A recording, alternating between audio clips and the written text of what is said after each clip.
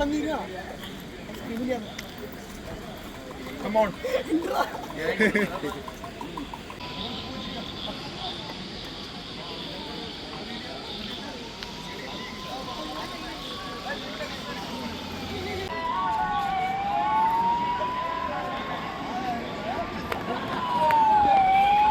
എല്ലാവർക്കും നമസ്കാരം.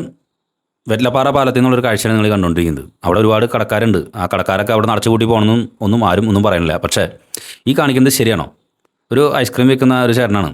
അദ്ദേഹം പെട്ടി വണ്ടിയിൽ കൊണ്ടുവരുന്നു. അദ്ദേഹത്തിൻ്റെ ഈ കടയിൽ നിന്നോ വരുന്ന മാലിന്യങ്ങൾ, പ്ലാസ്റ്റിക് മാലിന്യ സംഗതികൾ ഒരു കൊട്ടയിൽ നിക്ഷേപിക്കുന്നു. അതവിടെ മറച്ചിട്ടുണ്ട്.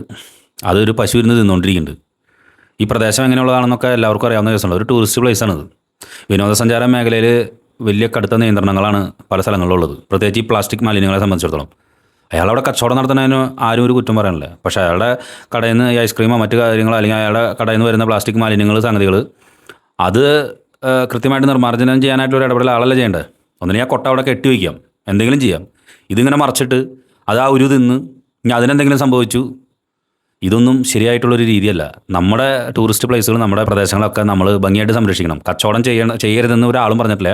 പക്ഷേ ആ മാലിന്യങ്ങൾ അത് കൃത്യമായിട്ട് നിർമ്മാർജ്ജനം ചെയ്യാനുള്ള ഇടപെടൽ ഈ പറയുന്ന ആളുകൾ തന്നെ ചെയ്യണം. അല്ലെങ്കിൽ അധികൃതർ ഈ വിഷയത്തിൽ ഇടപെടൽ നടത്തണം. കാരണം ഇങ്ങനെ ഒരു പ്ലാസ്റ്റിക് കൊട്ട തട്ടിയിട്ടു ഇനി അടുത്തത് എന്ന് പറഞ്ഞാൽ അടുത്തത് തട്ടിയിടുക ശരിയാണോ എന്ന് നിങ്ങൾ തന്നെ ചിന്തിക്കുക. ഞാൻ നമ്മുടെ ഒരു ഫോളോവർ നമുക്ക് അയച്ചു തന്നതാണ്. ഫോളോവേഴ്സാണ് നമുക്ക് ഈ വാർത്തകൾ കൊണ്ടു തരുന്നത്. ഒരാൾ അയച്ചു തന്നാണ് ഇത് കണ്ടിട്ട്. ആ പശുവിനെ കൊണ്ട് അത് തീറ്റിപ്പിക്കേണ്ട ആവശ്യമില്ലല്ലോ. എന്നിട്ട് പശുവെ തിന്നുമ്പോൾ അവിടെ ഇത് കണ്ടുകൊണ്ട് അവിടെ നിൽക്കണമുണ്ട്.